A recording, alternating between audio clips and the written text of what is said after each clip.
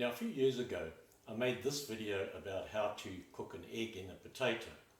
And recently, one of our viewers has challenged me to repeat the process, but using only the microwave. So I've accepted that challenge, and to make it a bit more interesting, I've modified the recipe a bit, and I believe that's enhanced the flavour and made it a bit more exciting. Now you can use this to make a delicious and nutritious meal using a fresh salad and perhaps a slice of avocado. Right, so let's get going. First of all, I'll show you the ingredients. Now obviously the heroes of this dish are the potato and the egg. But I've also added some Parmesan cheese, some garlic butter, a little bit of garlic melted in the microwave with some herbs. And some bacon bits which have been cooked in the microwave for about a minute and a half, covered with some paper towel. Don't forget the paper towel because otherwise it's going to splatter your microwave. And when you microwave the potato, don't forget to puncture the skin because otherwise it can explode. And I always do it in a covered dish to keep it moist and to prevent any damage if it does explode.